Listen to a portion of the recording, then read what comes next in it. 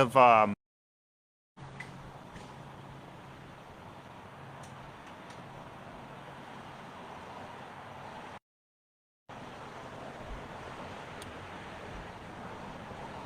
right, it looks like we are live. Do you want to do a sound check? You can hear? Awesome. I'm not like crackling, it's not too much. All right, perfect. All right. I don't have to do anything special to record, right? It's just going to save it. You're live now. All right. Forgive me, everybody. I'm not necessarily the best with Facebook. I wasn't on Facebook until last year. It's kind of a new thing to get used to. So for anybody who saw the post earlier in the week, the purpose of this event is to hear from the public, and then after we have an opportunity for public comments, we'll get into the warrant for the October 4th town meeting. We want to just kind of do similar to what was done in the spring, where we go through kind of each of the articles, kind of give people an overview of where you can find information about them, kind of a brief explanation of approximately what they mean. So we have a few people here. Does anybody want to give any comments before we start? There'll be an opportunity at the end as well. All right, looks like everybody's satisfied for now. All right, so before I get into it, I'd just like to make people aware that in my, so this event is not sponsored by the town. It is not sponsored by the Board of Selectmen. Any resident of the town can reserve this bandstand for community events, and that's what I've done as a private individual. And so when I speak, just know that I'm speaking as individual Robert King, and I'm not speaking on behalf of the Oxford Board of Selectmen.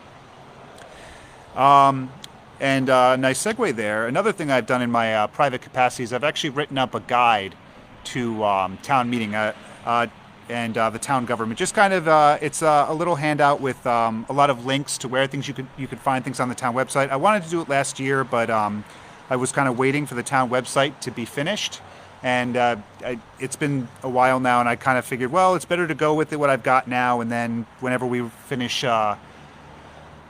reconstructing the town website, I'll edit it as necessary. So anybody who's interested in that, you can feel free to contact me via email at robert.julius.king@gmail.com, and I'll provide the spelling in the comments. And so basically it's just kind of a list of where you can find the town budget, where you can watch open meetings, where you can find the town charter, the zoning bylaws, the general bylaws, all those sorts of things. So you probably can't see this is entirely too far away, but I'll post a link at maybe in the comments later.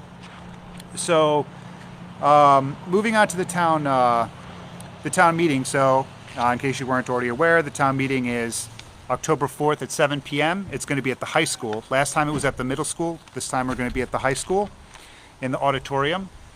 I've been told that they're not going to be able to do childcare this time just because of staffing issues. So unfortunately that won't be available for people.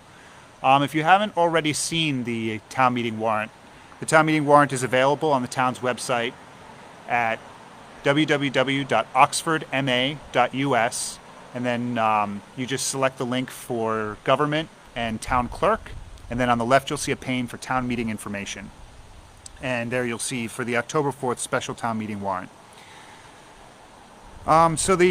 We only have 7 articles. Some people were not happy with the Springtown meeting because it was very long. There's only 7 articles as opposed to, I think it was maybe 21 for the Springtown meeting. So it's hopefully be a little bit shorter.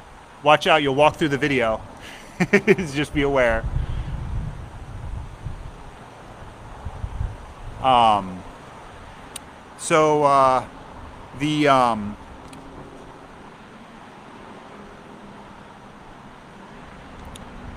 If I'm not speaking loud enough, you're welcome to sit more close if you'd like.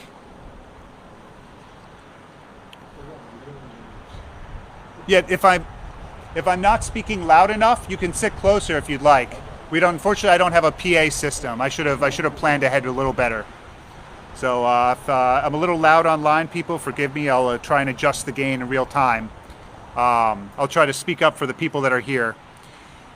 So the town meeting warrant, as I was saying, is fairly short for this town meeting. The first couple articles are what I like to refer to as housekeeping articles. They're just kind of standard things that we have to take care of for each of the town meetings. So Article 1 is to see if the town will vote to transfer from available funds an appropriate sum of money to pay unpaid bills of a prior fiscal year or act thereupon. Pretty much you see this in every town meeting. It's just if there happens to be monetary items that money wasn't appropriated for, the town meeting can then vote to pay those unpaid bills. So the second article is to see if the town will vote to raise by taxation or transfer from available funds an appropriate sum of money to the Capital Stabilization Fund or act thereupon. So it's very normal in the fall town meeting for the town to take what extra monies that are left over from free cash. You may have seen at the Board of Selectmen recently that the town's free cash has been certified. So there's an already known amount of money that the town has that's not appropriated, that's left over. Free cash is just money left over from the prior fiscal year that we haven't appropriated. So that's what we'll be voting to decide if we want to put some of that into the Capital Stabilization Fund. Article 3 is regarding the recent opioid settlements. So the town is a party to those settlements, and so there's extra money that's available for like drug mitigation programs or other effects of the opioid crisis. And so this will be an opportunity for the town meeting to vote to authorize the town government to appropriate that money as required by the settlement. So I'll just read the text. To see if the town will vote to transfer from available funds and appropriate a sum of money to be expended in accordance with the Massachusetts State Subdivision for State Opioid Settlement Funds, funds to be used for all of the purposes allowed by law, including those outlined in applicable opioid litigation settlement documents, a document prepared by the Substance Addiction Bureau of the Commonwealth's Office of Health and Human Services Department, and consistent with any state guidelines or regulations further clarifying allowable uses of opioid litigation settlement funds to supplement and strengthen resources available to communities and families for substance use disorder, prevention, harm reduction, treatment, and recovery, or act thereupon. So that's the end of, like I said earlier, the housekeeping articles. Then we get into kind of the articles that I expect will probably be of more interest to people. So Article 4 is almost verbatim a similar article we had in the spring regarding the town's acceptance of civil service for the police department. And so the article says, to see if the town will vote to rescind its acceptance of Chapter 8 of the Acts of 1965, an act placing the office of the Chief of Police and positions of the regular or permanent members of the police force of the town of Oxford under the civil service law. Such rescission does not affect rights already in existence, but only apply to the civil service rights of successor employees or acts thereupon, sponsored by the town manager and the police chief.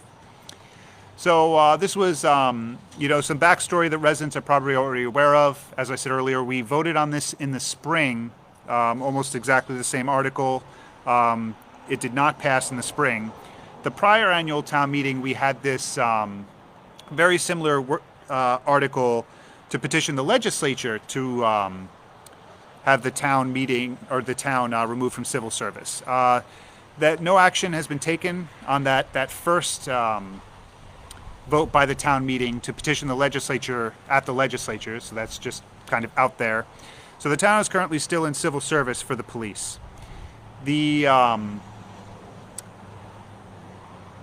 This particular article, I'm trying to think what else we have really to say about this, because it was covered a lot at the Springtown meeting, and that video is posted on the town's website. You can access it if you go to the town's website, oxfordma.us, and then under Government, select Cable Access, and then on the left pane there's a link to see the town's cable access website. And the Government video on demand link will take you to the previous town meetings where you can see the discussion that occurred regarding this article.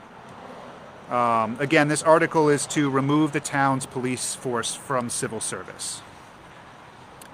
So moving on to Article 5. Article 5 is regarding a 2.5 debt exclusion. For people who aren't familiar, under Proposition 2.5 under state law, there's an override and a debt exclusion. An override is a permanent increase in taxes that is initiated to pay for some specific item.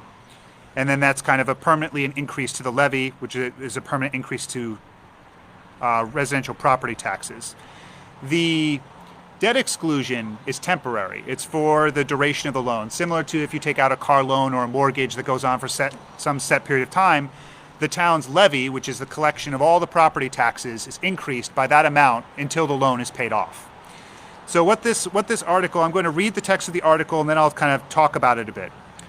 Article 5, to see if the town will vote to appropriate a sum of money to pay the costs of engineering, design, constructing, and repairing foundations, siding, and roofs of the A.M. Chafee and Clara Barton elementary schools, and the partial roof replacement of the Oxford High School, including the payment of all other costs incidental and related thereto, and to meet this appropriation, authorize the treasurer with the approval of the Board of Selectmen to borrow such amount pursuant to the provisions of General Laws, Chapter 44, or any other enabling legislation to issue bonds or notes of the town. Therefore, provided, however, that any such borrowing shall be contingent upon passing of a Proposition 2.5 debt exclusion ballot question pursuant to General Laws, Chapter 59, Section 21, C, subsection K. And so, if there hasn't been a lot of information put out about this so far, what has been discussed is if you saw the most recent school committee meeting, they had a brief discussion of this. They said that the expected cost of the project was about $10 million. So this project is to include the damaged siding at the Chafee and Barton schools. If you happen to drive by or you have kids you drop off there, you'll see that the siding is kind of corroded, it's crumbling. There's some concern about maybe there's some damage behind the siding. There's also some cracking of the school foundations. In previous town meetings, we've appropriated money, and that money has been used to kind of study the extent of the damage to the foundations. And so part of this will also be to actually repair those foundations. And also there's some leaking in the school roofs, especially at Chafee, but also at Clara Barton. And then there's also this article also applies to some of the high school roof. They want to address some of the leaking. Obviously, if you have a leaking roof, that the water does damage. This article is to help pay for all that. So the town is kind of wrapping all of those items into one 2.5 debt exclusion to kind of pay for all at once. Now, the sticker price is expected to be up to $10 million. However, the school committee did say they expect that the Massachusetts School Building Authority, or MSBA, will grant the town between hopefully 70 to 80% of this. There was an issue with kind of the legislation regarding that last year. So the town had applied for some of this work last year. We didn't get the grant. They're applying this year. It seems they think there's a pretty good chance that the town will get the grant. So this town meeting article is to vote, do we want to have this go to a ballot question? Because with any 2.5 override or debt exclusion, you have to have it go to town meeting first. And then if the town meeting approves it, then it'll go to a ballot question. And at the school committee, they had kind of suggested, I don't know if this is how it'll work out, but they had kind of suggested that there might be a ballot question for this in January. So again, it's expected to be probably a $10 million total ask, but then we're hoping that the state will come through with a grant for 70 to 80%. So that would put it maybe at, between $2 and $3 million if we get the grant. But the exclusion would be up to the full amount. So there will be additional information about this at the Finance Committee. The Finance Committee has noticed a meeting to discuss this topic on Wednesday of this coming week. So you should look for that. I believe the email already went out for the meeting notice. If you want to attend that meeting and see the details, it should be at the second floor meeting room at Town Hall. And I'll update the comments if there's a change to the meeting location or time. So it should be 7 p.m. at the second floor meeting room at Town Hall. For additional information, then also, as I said earlier, on the town's website, you can see this on the video on demand. If you go to oxfordma.us, government, cable access, and then there's the video on demand site. And the Finance Committee's meetings are on the government section. So that's everything for Article 5. So now I'm going to move on to Article 6. So Article 6 says, to see if the town will vote to amend the Oxford zoning bylaw, Chapter 3, Use Regulations, Section 3, Accessory Uses, by adding a new section, Section 3.10, as follows. 3.10, Accessory Structures. Accessory structures 200 feet of area or less with a maximum eave height of 10 feet used for storage or utility purposes accessory to a primary residential structure are permitted by right in any district. The accessory structure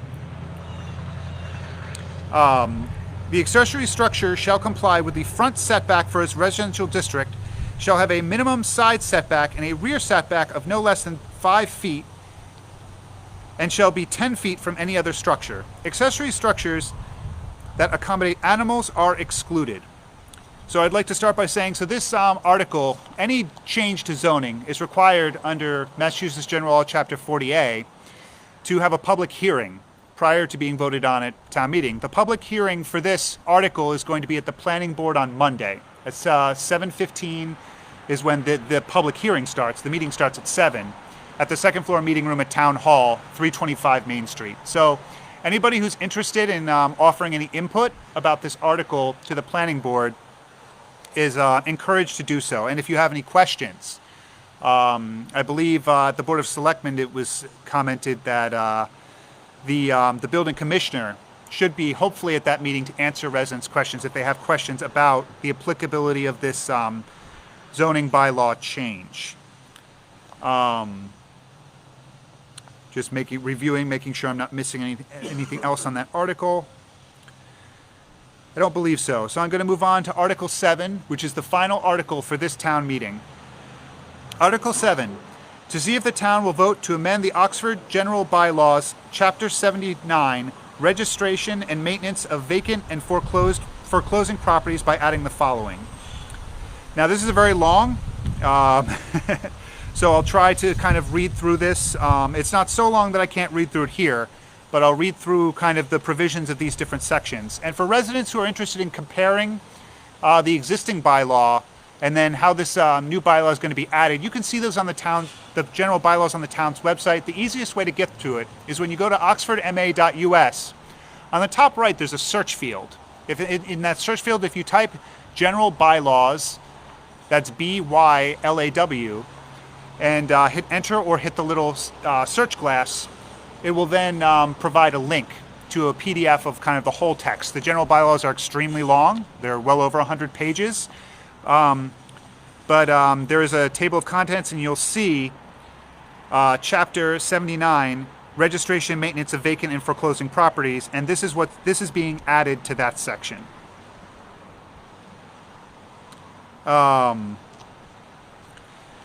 So we'll start with the purpose. The purpose and intent of this chapter is to protect the health, safety, and welfare of the citizens of Oxford by preventing blight, protecting the town's resources, avoiding the creation and maintenance of nuisances, and ensuring the safety and sanitary maintenance of all buildings and structures. Inadequately maintained residential or commercial business buildings are at an increased risk of fire, unlawful entry, and other public health safety hazards. This chapter will help ensure the welfare of the town's residents and neighborhoods and further the objectives of and to act in concert with existing state or local laws. Definitions. The following words and phrases are used in the bylaw shall have the following meanings unless contrary intention clearly appears. Blighted premises or blighted properties or the conditions of blight involving real property in the town of Oxford shall mean any building, structure, parcel of land, or any structure, a building or occupied structure that is a separate unit, whether commercial or residential, whether occupied or unoccupied, with at least one of the following conditions exist. The property is not being adequately maintained and secured as documented by the enforcement officer based upon, but not limited to, the following factors or similar factors. Missing broken or boarded windows or doors for more than 30 days, collapsing or missing roofs walls, or floors, siding that is seriously damaged or missing, extensive fire or water damage, a foundation that is structurally faulty, the exterior storage or accumulation of junk, trash, litter, bottles, cans, rubbish, or refuse of any kind except for domestic refuse stored in a manner as not to create a nuisance for a period of not more than 15 days. The term junk shall mean parts of machinery, motor vehicles, boats, motorcycles, or other inoperable machinery, used stoves, refrigerators, or other cast-off material of any kind, whether or not the same could be put to any reasonable use unless such items are customarily used in connection with a lawfully operated business. Gravel, rocks, dirt piles stored by the owner for purposes of construction or landscaping, and said items are not stored for more than 12 months upon the owner's premises unless such items are customarily used in connection with a lawfully operating business. Overgrown vegetation that may harbor vermin or pests, conceal pools of stagnant water or other nuisances, or which is otherwise detrimental to neighboring properties and which is not grown or permitted to serve conservation purposes. Dead, decayed, diseased, or hazardous trees, shrubs, or vegetation that may pose a hazard to the health and safety of any person in the vicinity of a property for which is detrimental to neighboring properties and which has not been removed to serve conservation purposes. Overgrown grass of at least 2 feet, not grown to serve conservation purposes. All dumpsters in place for more than 8 weeks shall be screened from public view and shall always be covered. Dumpsters used solely to serve construction carried out under a building permit are exempt. Other structural deficiencies that contribute to blight as determined by the enforcement officer or his agents. And that is Section A. Section B. Property allowed to exist in a condition of neglect resulting in the harboring of vermin or pests, the maintenance of a fire hazard as determined by the fire chief or his designee, or the attraction of illegal activity as determined by the police department, where such condition presents a risk to public health or safety. Property shall mean any real residential, commercial, industrial property or portion thereof located in the town of Oxford, including buildings, structures, and personal property located thereon.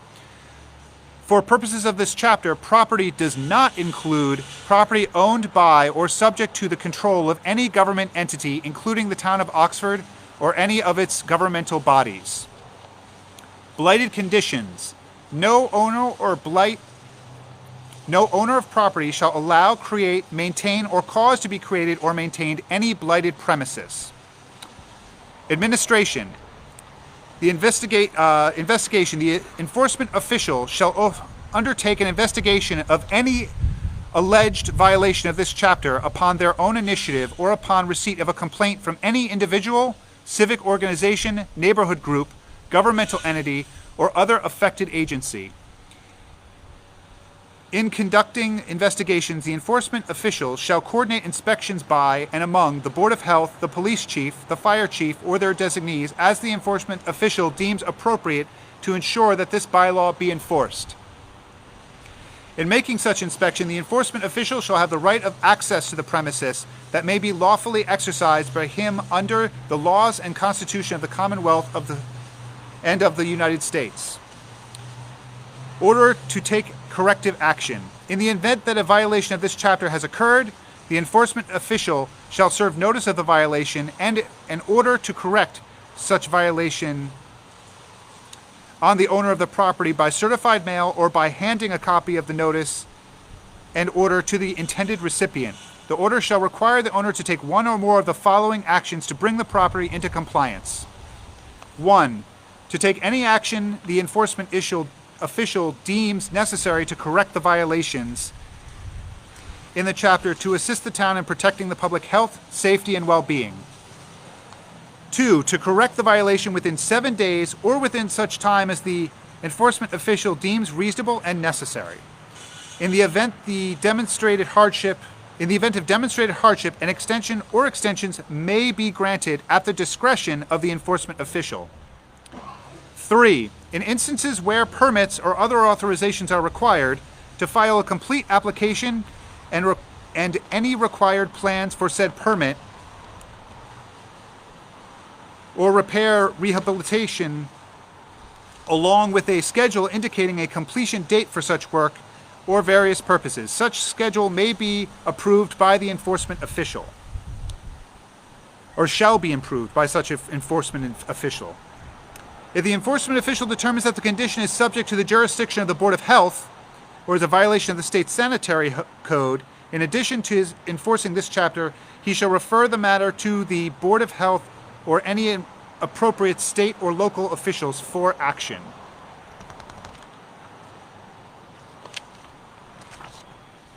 Failure to comply. Should the property owner fail to comply or neglect or refuse to take the corrective action specified in the notice, the enforcement official may seek an injunction or order in any court of competent jurisdiction restraining further use of the property and the continuation of the violation, and may take such action as is provided by law to enforce the provisions of this chapter. As the court may provide, or as otherwise provided by law, the town may undertake such repairs or actions, or may seek a court-appointed receiver to manage the property and bring said property into compliance with this bylaw and all applicable statutes, regulations, and codes, and to take such other corrective action as may be required to protect the health, safety, or welfare of the public. Notice of the intention of the town to make such repairs or corrective action shall be served on the owner by certified mail or by service in hand by a person duly appointed to do such. Recovery of costs. When repairs are made or corrective action is taken by the town, the cost of such repairs or enforcement action, plus any and all court costs and attorney's fees for administration, processing, or prosecution or collection of these costs, shall constitute a debt in favor of the town against the owner of the blighted premises. In the event the property owner fails, neglects, or refuses to pay the debt within 30 days of the debt receipt, the town may collect the debt by any lawful means, including initiating a civil action in court for the balance due and obtaining a lien on the property for the debt. Lenders foreclosing on a property may seek waiver of such costs that accrue before possession by lender, which the town may consider in its sole discretion. The enforcement authority under this section shall be in addition to and not in place of any other existing authority under relevant ordinance or general law, including General Law Chapter 139, Section 1, General Law Chapter 111, Sections 122 to 125, and General Law Chapter 143, Section 6. Penalties. Each separate offense of this chapter shall be punishable by a fine of $300. Each violation of any provision of this chapter shall be considered as a separate offense, and each day that violation continues shall constitute a separate offense. The imposition of any fine for this section shall not be construed to prevent enforcement of any other bylaws, laws, or regulations of the same property, nor prevent other enforcement measures or fines, including civil or legal action against the owner to require compliance with the order. Failure to pay any fine arising from the enforcement of this chapter shall constitute a debt in favor of the town. In addition to any other means of enforcement available under this law, the enforcement official may pursue this bylaw by means of non-criminal disposition pursuant to General Law Chapter 40, Section 21D. Appeals.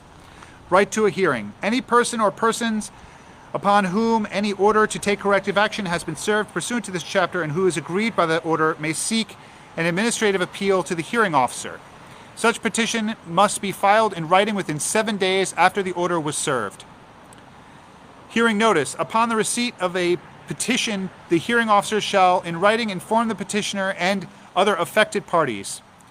Affected parties shall include occupants of affected premises if the petitioner is the owner, and if the petitioner is an owner, and the owner if the petitioner is an occupant, of the date, time, and place of the hearing, and of their right to inspect and copy the enforcement official's file and other public records concerning the matter to be heard. Any person aggrieved of a final decision by this chapter by the hearing officer, or under this chapter by the hearing officer, may seek relief therefrom in any court of competent jurisdiction as provided by the laws of the Commonwealth.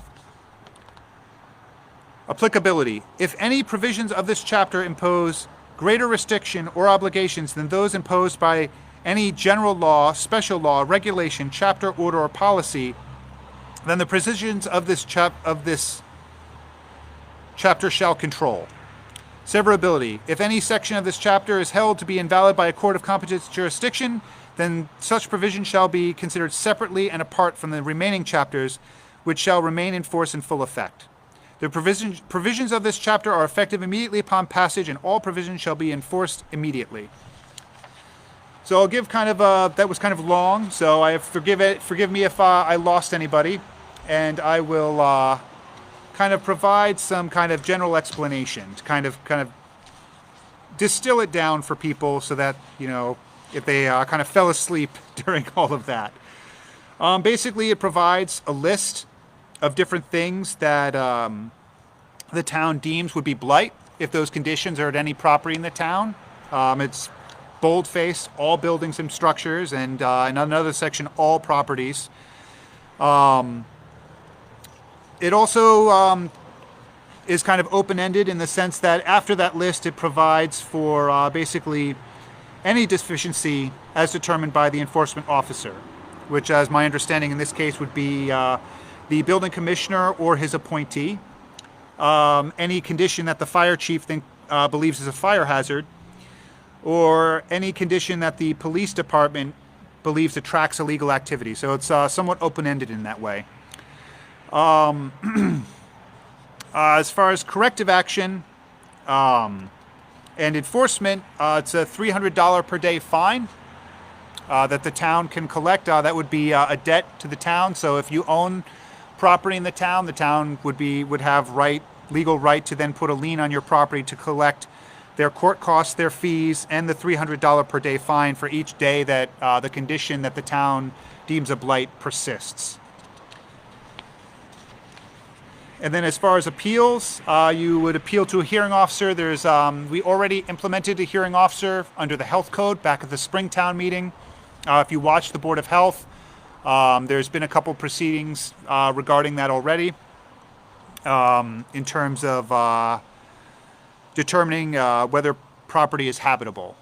So if the town deems the property is not habitable, you know, they take action through the Board of Health, and the parties who reside in the structure, as well as the property owner, have the right to appeal to a hearing officer in the town. If they disagree with the decision of the hearing officer, then they have a right to appeal that to court. I believe that covers all of Section 7. So I'm looking, I don't see any comments online from anybody. If anybody online would like to use the comment function to ask any further questions.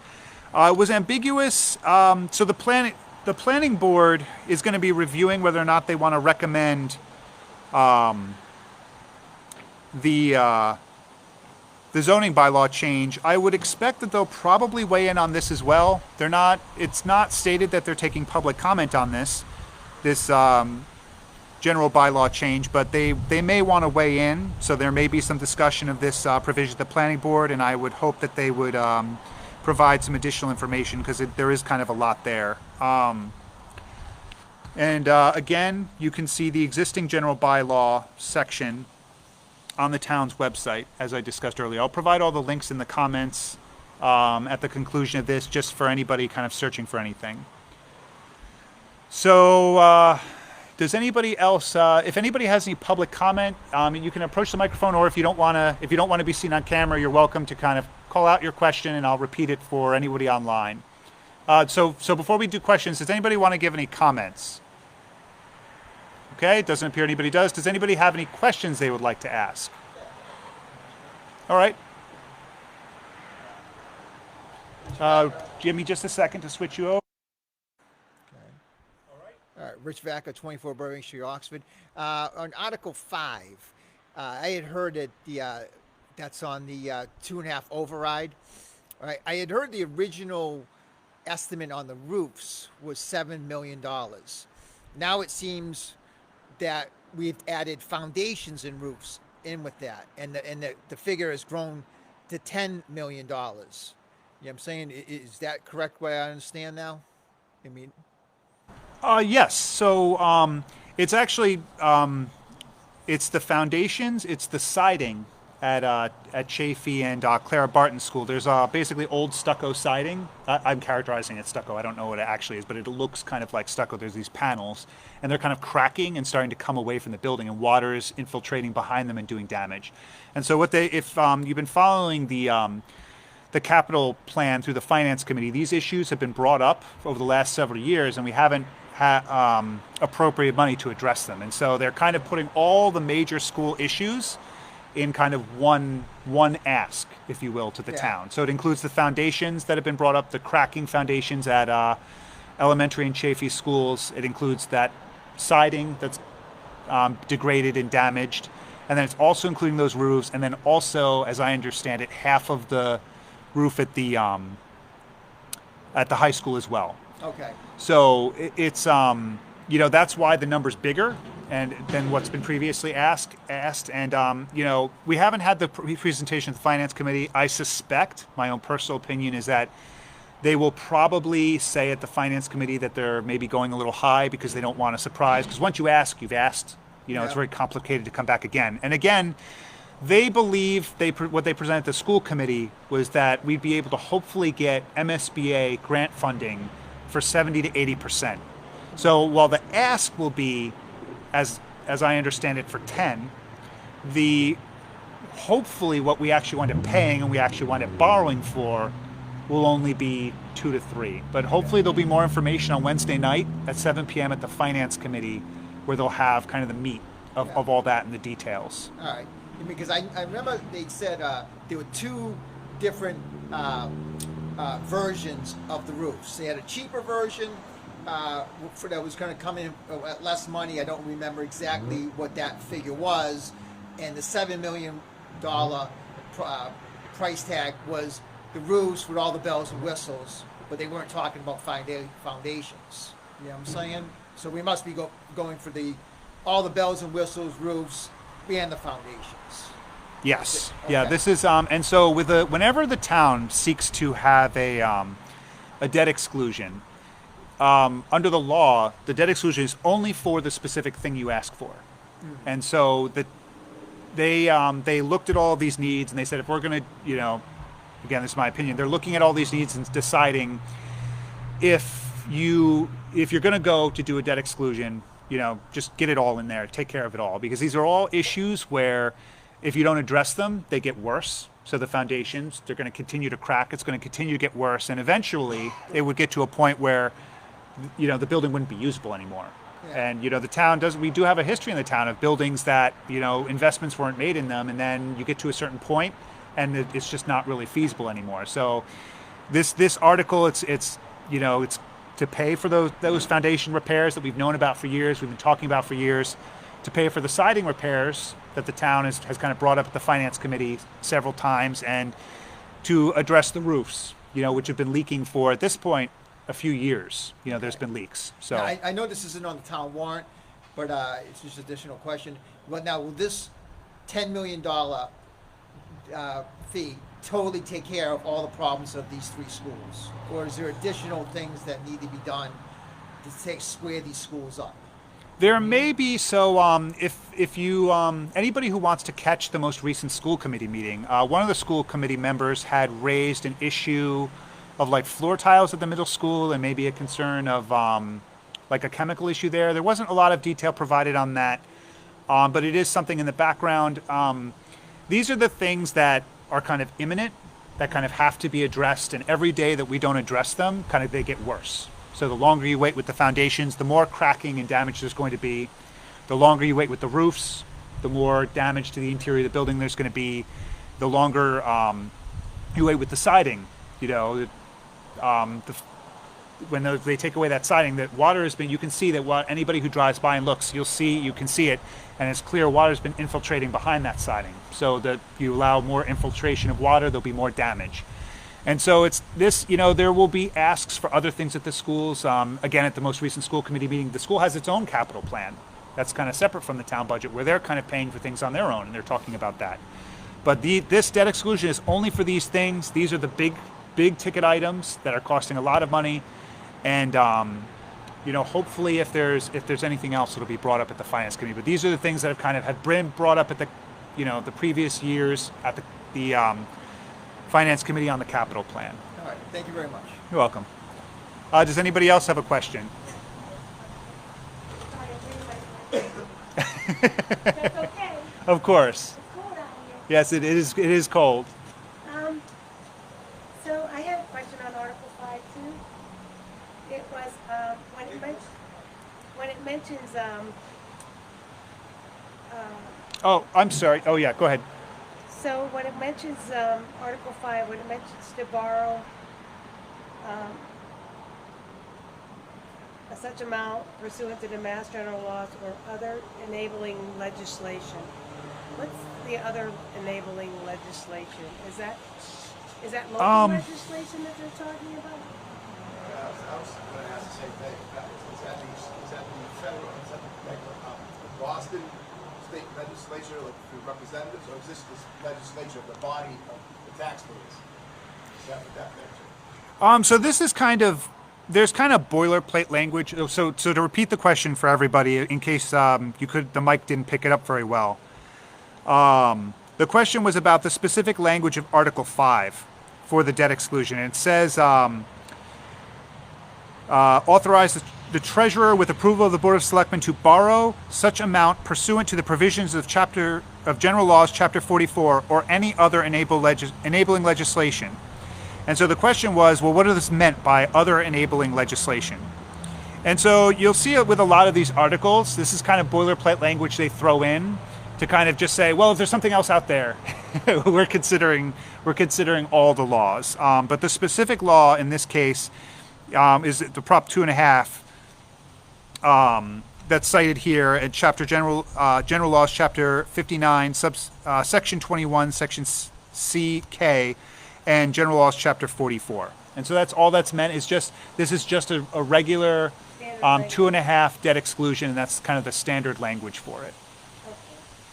All right, thanks for answering that. And the other question I had on that was, like based on our current tax rates, when they do these debt exclusions, say like 10 million, can they tell us, can they calculate like how much it's going to add to our current tax rate based like per thousand? Is that something they could do for us when they do these debt exclusions? Yes. And so, I considered providing calculations ahead of time, but then I kind of looked at it and I thought, well, they've said 10 million, but I want to wait and see what the finance committee comes out with, because then it's the official number. And if you've ever been to any of the town meetings before where a debt exclusion is proposed, it's very common that what they'll do is they'll provide a summary of your estimated property value, and then about how much you would expect to pay at the end of the year. And then they may even, say, well, how much it would be per month additional to pay for that debt exclusion. And so, when you look at something like this at 10 million, well, the town had proposed, I believe it was 12 million for roads a few years ago. And that wound up being, I believe it was less than $10. Well, no, it was less than $10, I think, per. I don't want to provide anything that's wrong, so I'll do the calculations and then I'll probably provide comments. But they will provide it. It's not going to be at $10 million a huge amount of money. When the residents would like to know how it affects their tax. It will be provided. Again, I thought about doing the calculations ahead of time, but I was like, I don't really want to do that until they kind of put out officially what the number is going to be. But it's very common. You're going to see probably at the finance committee, and I would on Wednesday at 7, and then I would expect again at town meeting, they'll break it down. They'll say, hey, if your property is worth this amount, this is what it's going to be, extra. And then, you can divide that by 12 if you want to say, how much is per month. I mean, people pay their property taxes twice a year, or it comes out of your mortgage. And so then, it comes out of your escrow account in your mortgage. So your mortgage will go up to accommodate that. So, like I said, I'll do some calculations, and I'll probably post them in the comments. And then, like I said, to get the town's official numbers, because that's just my opinion, you'll be seeing presentations at the Finance Committee and town meeting. All right, thank you for answering that. Then I had a couple questions on Article 7. How it says it's in the section of vacant and foreclosed properties, but then it goes on to say occupied or unoccupied. So it feels like it's a complete contradiction to the body of the text. You know what I mean? Like the section is vacant properties, but then it talks about occupied properties. So I think maybe, I don't know, it seems awkward. Okay. Yeah, so the question was about Article 7, which is amending the Oxford General Bylaws, Chapter 79, Registration and Maintenance of Vacant and Foreclosing Properties. And the question was that the title of the section is regarding vacant and foreclosing properties, but what's being added says that it's all buildings and structures, and then later says language, something about all properties. And so the question was, well, so the title is vacant and foreclosing properties, but the language seems to say all properties. And what I would say is, so they're amending an existing chapter, and so that's the title of the existing chapter, but it's just the title. And so the language, it does say all buildings and structures, and like I said, all properties. And so, I would hope that the town will provide some clarification, but my personal opinion is, I mean, the words on the page are the words on the page. And so, I would expect, like, again, hopefully on Monday at the planning board, there'll be some explanation and some clarity on that. I would expect that, like I said, to me, the words on the page are the words on the page. Questions I will probably be asking during the town meeting, but I figured I'd ask them now. Yeah, and it's good to ask it now. Obviously this broadcast is going to be available. So we're broadcasting to Facebook right now, but we're recording this as well, and I expect we'll upload the recording to YouTube as well, so it'll be publicly available even to those not on Facebook. I had a couple more. Sure. The enforcement officer, is that a new position, or when you say that it's a building commissioner or appointee, is that something we have to pay for? A new position? Yeah, I can speak to that. So many people may not be aware that the building commissioner, one of his other roles is the zoning enforcement officer. So it's another position, but it's the same person. Now this language of this article, it enables him to have somebody else. And so the reason why they would probably, and this is my opinion, my personal opinion, the reason they would likely put that information in there is because, so for example, the town participates has a grant to participate in a regional health inspector organization. And so the town, sometimes health inspections can be performed by the town's health inspector, who's paid for by the town. And sometimes health inspections can be provided for by that regional inspector, who's paid for by the regional grant.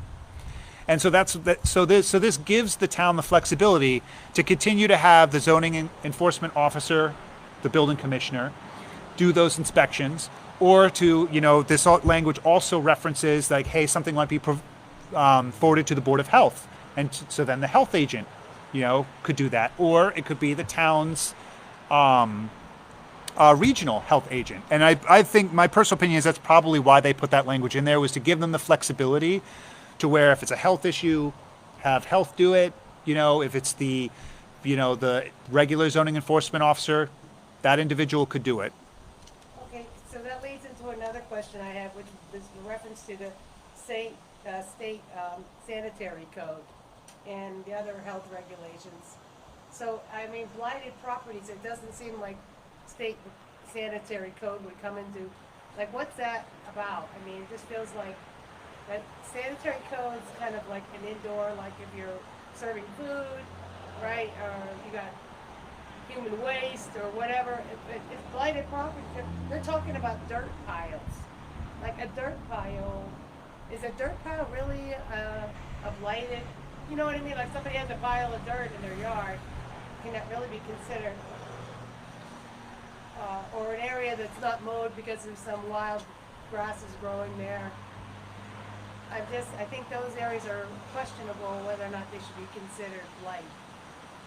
Yeah. So the question was about the enforcement for the Article 7, the maintenance and vacant and foreclosing properties, and regarding Sanitary code references. yes, yeah, what so how that would be applicable to the state sanitary code. Thank you, Mr. King. You're welcome. How that would be related to the state sanitary code, and an example of like piles of dirt. How does that relate to the state sanitary code? So what this bylaw is kind of doing here is it's kind of taking. There's a lot of different state codes for a lot of different things, and this is trying. My opinion is this is seeking to kind of stitch them together. And I will put out probably as well in the comments this a link to this town of Southbridge's blight ordinance, so people can kind of compare and contrast, like how did they do it, what does this bylaw say, how is they the same, how are they different. So not everything in here would necessarily be a health issue. Some things are, some things aren't, and so that's why the sanitary code is referenced, and that's also why the zoning enforcement officer is referenced, or and so it kind of pulls from a lot of different sections to kind of put into one bylaw. I just have one more question, Sure. and that is, it says the town may take action to make repairs. So if the town takes action to make repairs, that's coming from the cost of the taxpayer.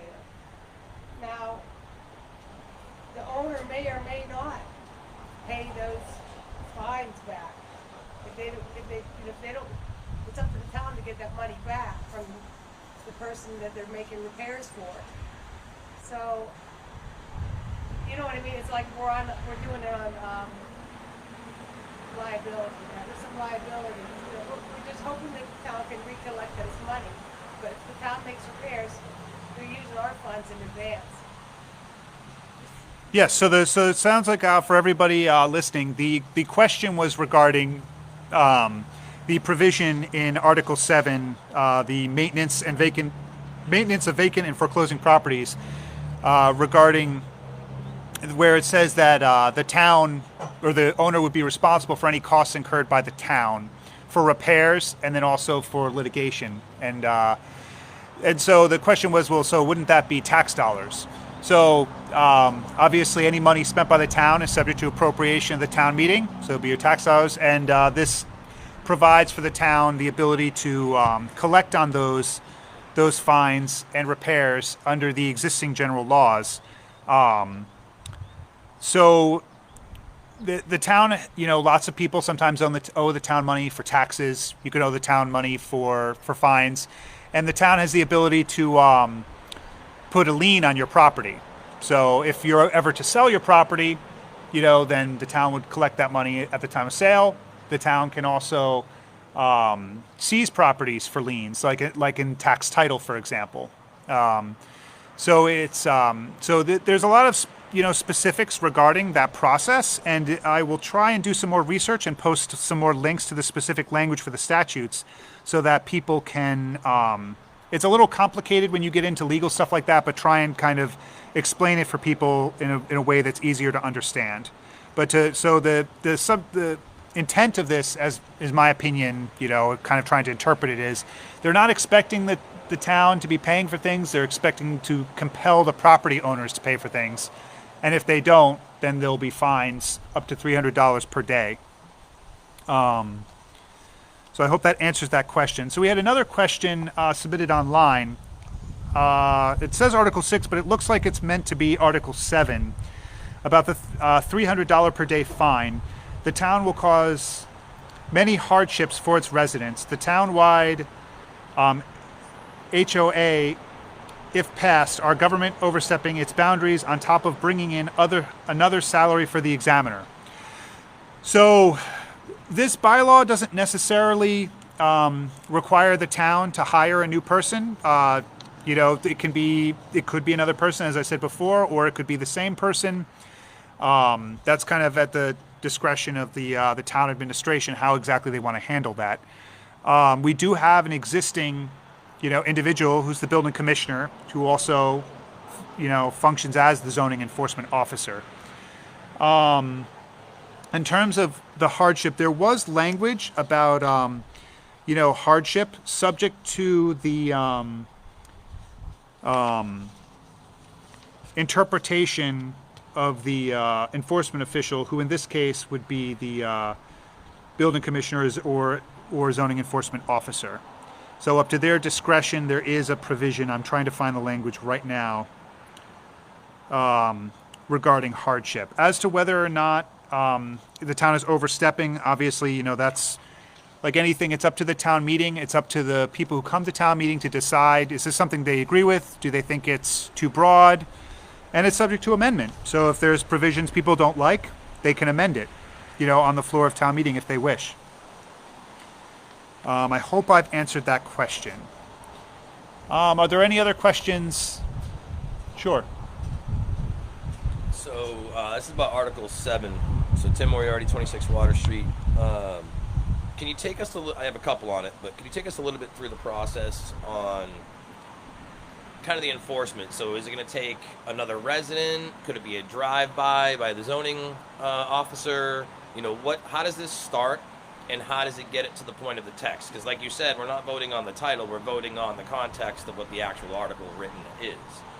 So with that, can you take us through the process? I know the timing on it, like the certain times, 30 days for this and whatever for that, but it's $300 a day. So by the time that time frame comes up, you're $9,000 in beyond the time frame, right? So if you were late 30 days beyond the required time, when does that 300 start? Every day you're not in compliance, or after, once you've been served, so to speak? How does that? So the question was regarding the there were kind of two parts to it. There was a question about kind of who's submitting complaints, and then similarly a question about the fining and when the fining starts, how that works. So again, this is my opinion. I'm not speaking for the town or for the Board of Selectmen, and I'm just kind of reading the text that's on the page for you and kind of offering my opinion about what the text on the page says. So regarding who can submit complaints, it says any individual. There's a couple where it says an individual, an organization, a couple other things, but when it says any individual, that can be anybody. It's any individual. So it could be anybody can contact the town with a complaint. There's an existing, people can do that today. That's not necessarily novel to this. This just kind of wraps everything together. So right now, anybody could submit a complaint on any property to the Board of Health, for example, about conditions that they're concerned about, and the Board of Health would have the ability to take action on that. Regarding the fine structure, so the language around the fine penalties is that my understanding reading this was that it would be from after the person received notice. And I'm looking for the specific language.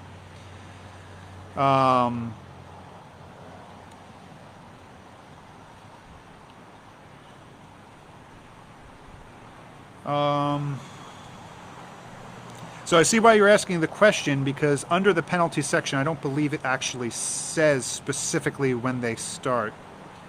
But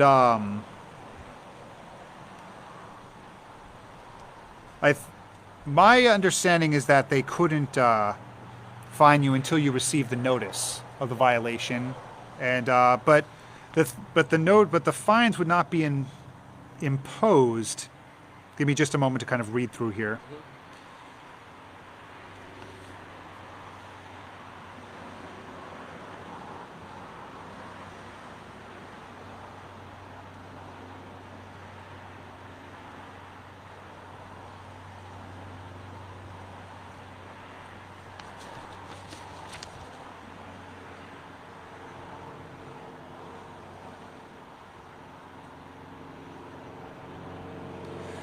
So the timeline is that, so let's say an individual reports something, then the enforcement official wants to take action on that. the enforcement official has to notify that individual via certified mail or provide it to them in writing. And then the individual has 7 days, or it says, or such time as the enforcement official deems reasonable. So I guess, the 10 ability. minutes could be. Well, it's subject to, interpretation, but it says, what he deems reasonable. And that he can provide extensions for hardship. To then respond, and the individual or the property owner has to provide a plan to them. So I think the intent here is that if you didn't submit a plan or you were non-responsive, there would be fines up to $300 per day. Again, I mean, it's a good question. The language is not specific as to exactly precisely when that sequence would start. So I would probably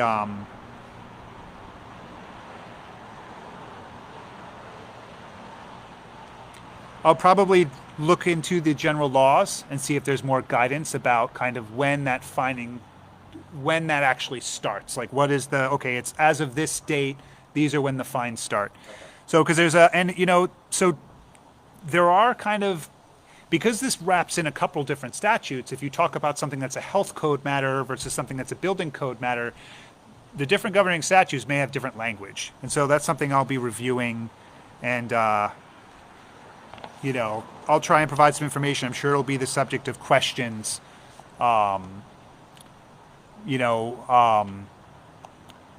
people at town meeting. So thank you very much. It's a very good question. I got another one. Sure. So you're saying you can basically apply, or so to speak, or contact them and discuss a hardship with them. So within the provisions of that article, if that passes, whatever the time frames are, so let's just say I blow out my back at work.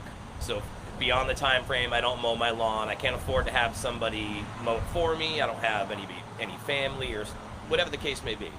So I would incur a $300 a day fine, enforceable fine, to the point where beyond a certain point of that time period, they could have an injunction against me and remove me from my own home. Is that kind of vaguely what we're getting at? So the language here is very broad, and the governing statutes, like I said, there's different governing statutes. And so to give you an example, if you follow the Board of Health, there's been, in the last several months, there's been discussion of a few incidents where a structure can be deemed no longer habitable, and that's a process. And you get a public hearing before that would happen. Before they could take action. You have the ability to appeal the decision to the hearing officer here, and let's say the hearing officer doesn't agree with you. You then have the ability to appeal to court. And so it's while whether or not you have a hardship and whether or not the hardship is deemed reasonable by the enforcement officer, that's subject to their discretion. As I read this statute, again, that's my opinion. You can appeal it, and then to the hearing officer, and then it could be appealed to court. So in order for the town to take kind of legal action like that, they kind of, they have to take action to compel you, and as this would say, in a court of competent jurisdiction. So whether, it would be at housing court, depending on what the issue is, or be it Worcester Superior Court, they would have to then go to court to then get enforcement upon these orders. I think that answered your question. No, it did. And just like a commenter had said on the page there, or asked a question about basically saying it's basically an HOA. I mean, we're an oversized HOA if this passes when it comes to properties. Like you said, in the language is the language. So that's going to be used. Now it could be, I'm sure it'll be talked about. That there will be the enforcement. It's not going to be this crazy thing where every day somebody's getting their door kicked in to look at everything and do this and that, or the complaints won't be ridiculous, but the ability to enforce it on those complaints is in this bylaw. So regardless of the intent of what people are going to say it's for, I just want to make it clear that the text is the text. That's what's being voted on. Am I correct? Yes, yeah. I mean, so whenever the town passes a bylaw, if there's a dispute about the text, if you've ever seen at the ZBA, I've never